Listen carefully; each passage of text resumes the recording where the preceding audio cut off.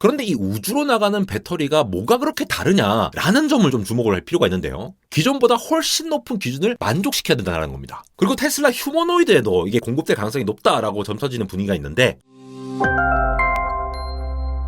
네, 여러분 반갑습니다. 한달공학 에러입니다. 스페이스X의 이 스타쉽에다가 우리나라 배터리 기업이죠. LG 에너지 솔루션에서 제공하는 배터리가 탑재된다고 해서 지금 주말 동안 국내 언론에서 굉장히 화제인데요. 이제 이르면 내년에 스페이스X가 새로 이렇게 쏘아 올리는 이 스타쉽에 LG 에너지 솔루션이 공급하는 배터리가 탑재된다라고 합니다. 이 점차 이제 성공 확률이 높아지고 쏘아 올릴 때마다 뭔가 이렇게 새로운 기록을 갈아치우고 있는 스타쉽이잖아요. 그리고 최근에 또 트럼프 전 대통령이 다시 당선이 되면서 일론 머스크와 이렇게 뭔가 관련된 많은 사업들이 허랑이 될 것으로 보이고, 일론 머스크는 매번 얘기하잖아요. 이 우주선 발사 횟수를 늘려야 된다라고 얘기를 하고 있는 상황에서 좀 더 많이 발사할 것 같은 상황에 이 우리나라 기업의 배터리가 들어간다. 최근에 LG 에너지 솔루션 같은 경우에는 테슬라 말고 리비안에다가 8조 원대의 차세대 배터리 공급 계약을 하기도 했거든요. 그래서 단순히 이 스타쉽에 이 배터리가 들어갔다. 사실 뭐 스타쉽을 뭐 1년에 뭐 100번을 쏘는 것도 아니고 뭐 얼마나 들어가겠냐라고 말씀을 주시는 분들도 있지만, 이게 기술적인 측면에서 왜 의미가 있는 일인지, 앞으로 LG 에너지 솔루션과 관련돼서 테슬라에 이미 들어가고 있는 차량의 배터리뿐만이 아니라 다양한 사업군으로, 심지어 테슬라 옵티머스와 같은 휴머노이드 로봇에도 들어갈 가능성이 높다라는 관점에서 한번 분석을 해보도록 하겠습니다. 혹시라도 스타쉽이 뭔지 잘 모르시는 분들도 있으실 것 같아서 간단하게만 설명드리면은, 쉽게 말해서 화성을 왔다 갔다 할 수 있는 우주 왕복선을 만들겠다라는 스페이스X, 일론 머스크의 스페이스X에서 지금 쏘아 올리고 있는 인류 역사상 가장 큰 우주선입니다. 진짜 큽니다. 아파트 높이거든요. 그리고 최근까지 5번을 쏘아 올렸는데, 뒤에 있는 슈퍼 헤비라는 이제 부스터와 그 앞에 해당하는 스타쉽 합쳐가지고 쏘아 올려가지고 저 앞에 있는 요 부분이 지금 우주로 날아가는 부분입니다. 그리고 이 밑에 있는 이 슈퍼 헤비 추진체는 다시 재활용을 하는 부분이죠. 그래서 최근에 5번째 발사 때도 이 스타링크를 이용해서 이렇게 실제로 중계를 하기도 했고요.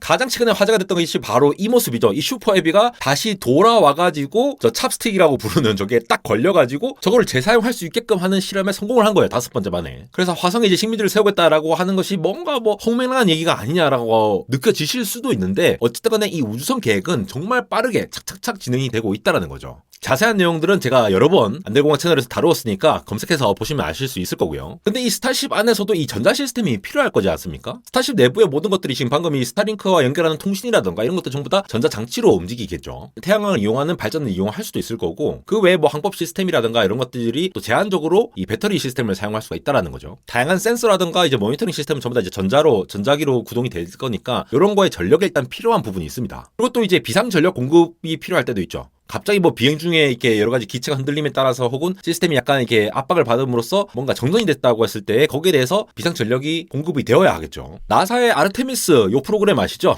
달 착륙을 위한 미션인데, 여기 있는 내용을 참고를 해보면은 내부의 전자장비에 전을 공급하는 용도로 배터리가 쓰이기도 하고, 또 생명 유지 시스템, 사람이 직접 들어가면은 저 안에서 또 생명 유지 시스템을 돌려야 되니까 그 외에 통신이라든가 데이터를 전송하는 여러 가지 데이터들을 이제 보관을 해야 될 거지 않습니까? 그런 것들로 통해서 배터리가 필요하다라는 얘기들이 계속 나오고 있습니다. 그리고 또 일식 기간에는 이 연속적으로 전력을 공급을 하기 위해서 한 45분 동안 이 배터리가 또 이제 작동을 해야 되는 그런 시기도 있고요. 그 외에 또 우주가 굉장히 춥지 않습니까? 그러면은 이제 내부 냉난방 요구 조건을 또 충족을 시키기 위해서 국제 우주 정거장 같은 경우에는 내부의 이 공간이 굉장히 크거든요. 그런 것들을 고려해가지고 시스템을 운영한다든가, 굉장히 다양한 곳에서 배터리가 전기로 구동을 하기 위해서 보조적이지만 필수적인 요건으로 들어간다라는 거죠. 기존 우주선에 한 5명 정도 탑승을 할 수 있다라고 하면은 스타쉽은 이제 100명을 실어 나르니까 굉장히 많은 사람들을 관리를 해야 할 필요성도 있을 겁니다. 즉 배터리를 공급하고 스타쉽이 운용을 한다는 측면에서 이 배터리가 앞으로 굉장히 장기적인 협력이 될 가능성이 높다라는 거죠. 이 스페이스X에 공급되는 배터리는 LG 에너지 솔루션에서 기존 주력 제품인 2170 원통형 배터리라고 하거든요. 배터리 뭐 잘 아시는 분들은 이미 익숙하시겠지만, 지름이 21mm고 높이가 70mm에 해당하는 이 원통형 배터리죠. 원통형 배터리, 뭐 파우치형 배터리, 이렇게 패키징에 따라서 이 폼팩터에 따라서 이제 구분을 하는 여러 가지 장단점에 대해서는 따로 설명을 하도록 하고요. 그런데 이 우주로 나가는 배터리가 뭐가 그렇게 다르냐라는 점을 좀 주목을 할 필요가 있는데요. 기존보다 훨씬 높은 기준을 만족시켜야 된다는 겁니다. 사실 저렇게 쏠 때부터 엄청난 열을 막 받으면서 저렇게 쏘아 올려지잖아요. 그러면 일단 고온에서 견딜 수 있어야 되고, 저게 엄청난 진동을 받아들여야 되기 때문에 그거를 이제 배터리가 이 내구성이 충분히 감내를 할 수 있을 만한 품질이 되어야 한다는 거죠. 즉 지상에서의 배터리를 만드는 조건과 우주를 나갈 때의 기본 조건이 아예 다를 수 있다는 걸 말씀을 드리는 거고요. 또 우주로 나가면 뭡니까? 방사선이 막 쏘잖아요. 이런 방사선은 쉽게 말해서 굉장히 작은 입자들이 진짜 와가지고 얘를 툭툭 치고 간다고 생각을 하시면 돼요. 그래서 반도체 같은 경우에도 저기 나갔을 때 쓰는 반도체들, 칩 같은 것들 이런 것도 설계의 기준이 아예 다릅니다. 예를 들어 메모리 같은 경우에는 이 셀을 툭툭툭 이렇게 방사선이 치고 가요. 그러면 걔네들이 원래 1이라는 값을 저장하고 있는데 툭툭 치고 가서 0이 된다라거나 이렇게 에러가 발생할 수 있거든요. 그러한 이제 에러를 고치기 위해서 실제로 이제 에러 커렉션 코드 같은 그런 것들을 이제 탑재를 하기도 하고, 이미 이제 서버용에서는 DRAM ECC로 그런 게 들어가죠. 그다음에 방사선량이 계속 누적이 되면은 이 물리적 성질이 변할 수가 있어요. 그럼 디펙이 생기면서 얘네들이 영원히 셀 구조가 바뀌어 버려서 아예 이제 재동작을 할 수가 없으니까 그러한 방사선량 누적에도 견뎌낼 수 있는 그러한 메모리 셀 설계가 필요하다라는 거죠. 로직 반도체도 비슷합니다. 그리고 진동이나 충격 같은 것들도 중요한 게, 우리가 반도체 같은 경우, 특히 로직 같은 경우에는 반도체 기판에 딱 붙여야 할 텐데 접착력이 그만큼 강해야겠죠. 우리가 이제 반도체 들고 막 이렇게 안 흔들잖아요. 보통 웬만하면 안 흔들잖아요. 근데 기존 이렇게 솔더링 범퍼 이렇게 붙이고 패키징 붙이고 하는 것들, 그러한 접착력 자체도 다 우주 환경에서는 다시 테스트를 해야 된다라는 것처럼 배터리에서도 그런 것들을 다시 새로운 기준으로 테스트를 해봐야 되는데, LG에너지 솔루션이 이렇게 협력을 하고 있는 것을 보면 그걸 통과를 했다라고 판단을 할 수가 있다라는 부분이 되겠죠. 일단 리튬이온 배터리는 이제 방사선에 굉장히 민감할 수가 있죠. 방사선이 이 전자 구성 요소나 이 전해질에 영향을 미치면서 배터리 성능이 저하될 수가 있는 가능성이 있습니다. 그러니까 전해질이 막 분해가 된다라거나, 이 전극을 쓸 때도 각각의 전극, 캐소드, 애노드에 이 화학적으로 변형이 발생하게 되면은 애초에 저장하고자 하는 용량보다 훨씬 더 줄어든 용량으로 용량을 손실을 볼 수도 있을 거고, 각각의 배터리 셀 자체가 이제 불안정성을 가질 수도 있겠죠. 그래서 이제 방사선을 견디기 위해서 얘들을 잘 감싸 안을 수 있도록, 예를 들어 뭐 방사선 차폐 금속 같은 거, 아니면 내부 화합물질을 이제 보호할 수 있는 코팅을 한다라거나 이런 것들이 필요하다라는 거죠. 더군다나 이 온도 변화에 따라서는 우주 같은 경우에는 굉장히 극저온이지 않습니까? 이 극저온에서는 전해질이 점차 이렇게 찐득찐득해진다라거나 아니면 고체화돼가지고 이온 이동성 자체가 좀 감소가 된다라는 거죠. 그럼 이동 자체가 잘 안 되니까 저항이 높아지고, 이렇게 되면은 출력 자체가 낮아질 수가 있습니다. 배터리 출력이 낮아지는 거죠. 실제로 우리도 스마트폰을 가지고 가가지고 굉장히 추운데 가면은 배터리 충전이나 방전 성능이 굉장히 떨어지는 거 아실 수가 있죠.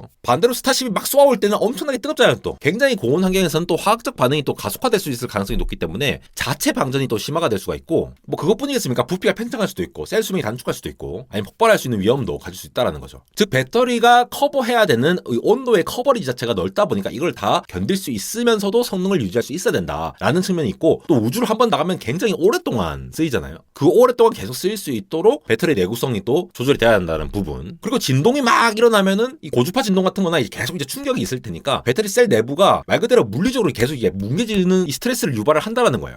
그럼 전극이 분리가 될 수도 있고, 음극재, 양극재 부분에 이제 활물질 자체가 손실을 일으킬 수도 있어가지고 이것도 성능에 영향을 미칠 수 있겠죠. 그래서 이 충격 흡수 소재 같은 거를 써야 되기도 하고, 여러 가지 고려해야 될 점들이 굉장히 많습니다. 그래서 스타쉽에서 사용되는 배터리를 봤을 때 이러한 내구성이라든가 특정한 환경이 굉장히 이 베리에이션이 크잖아요. 그러한 환경을 적응할 수 있느냐, 방사선에서 노출이 되고 온도도 뜨거워졌다가 진동도 막 이렇게 했다가 온갖 것들이 많이 발생하는데 이걸 견딜 수 있느냐. 이 발사할 때 온도가 무려 1500도 이상이라고 하거든요. 그리고 기압은 대기압의 60배 이르는 고압을 견뎌야 된다고 합니다. 흔히 제가 이제 최대 동압점이라고 하죠. 맥스Q라고. 그 지점을 통과하면은 또 이제 이 기체가 받는 최대로 받는 이 압력을 잘 견딜 수 있느냐라는 것도 이 테스트 중에 하나인데, 지금은 잘 이제 테스트를 패스를 하고 있죠, 스타쉽이. 근데 그것뿐만 아니라 내부에 있는 배터리도 그걸 잘 유지를 해줄 수 있어야지 앞으로 쓸 수 있을 거잖아요. 그리고 지구를 막 시속 26,000km로 계속 돌고 있는 걸 이제 보여주고 하는데, 그렇게 높은 속도로 막 가고 있는 것들을 견뎌낼 수 있느냐라는 부분도 필요하죠. 근데 이러한 기본적인 것뿐만이 아니라 에너지 밀도도 높일 필요가 있어요. 왜냐? 우주선에 뭐 하나 무게 들어가면 그 자체가 다 발사 비용에 들어가거든요. 그러니까 배터리 자체가 이제 에너지 밀도도 높게 가지면서도 가벼워야 한다. 마치 전기차 만들 때와 비슷하죠. 테슬라에서 고심하고 있던 그런 것들을 또 이 스타쉽에 적용하지 않을까라는 그런 글로벌리 최적화된 관점을 가지고 있는 게 아닌가 싶고요. 실제로 우주선의 무게가 1kg 증가할 때마다 발사 비용이 수천만 원씩 증가를 한다고 합니다. 더군다나 만약에 폭발을 하게 되면은 이거 어떡할 겁니까? 그거 하나 폭발하면은 이 어마어마한 이 비싼 이 우주선이 그냥 날아가는 거죠. 특히 우주에서 만약에 뭐 폭발을 했다라고 하면은 이거 어떻게 대응을 해야 되겠습니까? 그러니까 안정성이 굉장히 중요하다라는 부분이겠죠. 그리고 테슬라 휴머노이드에도 이게 공급될 가능성이 높다라고 점쳐지는 분위기가 있는데, 테슬라가 결국 공장에서건 가정에서건 이렇게 쓰여야 하는 상황이다 보니까 계속 긴밀히 협력하고 있는 LG 에너지 솔루션과 무엇을 하겠다라는 게 좀 점쳐지고 있는 상황이 되겠죠. 자체적으로 설계한 배터리를 넣기도 하지만도 여러 가지 라인업이 생기는데, 이 스타쉽에서의 어떤 내구성들이 이제 협업이 된다라면은 또 기대가 될 수 있는 부분들이 있겠고, 거기에 더 나아가서 기술적으로는 결국은 이 테슬라 법도 스타쉽에 들어가지 않겠습니까? 않습니까? 사람이 컨트롤하는 것보다 이 옵티머스가 컨트롤할 수 있는 그런 것들이 또 기대가 될 수 있는 부분들이 있기 때문에 연계가 될 수 있는 부분들이 있다라는 거죠. 이번에 스타쉽 몇 번 발사 안 하니까 거기에 뭐 얼마나 들어가겠냐 하겠지만도 사업을 확장할 가능성이 굉장히 높다라는 거예요. 이미 LG가 지금 리비안에도 공급한다라고 해가지고 이번에 굉장히 크게 계약을 한 건도 있고, 과거에 무려 8년 전에 LG 에너지 솔루션의 전신이죠. LG화학이 나사의 우주 탐사용 우주복에 리튬이온 배터리를 공급한 이력도 있습니다. 즉 이런 쪽으로 해가지고 LG가 이미 우주 쪽 관련해가지고 굉장히 신경을 쓰고 있었던 부분들이 있었거든요.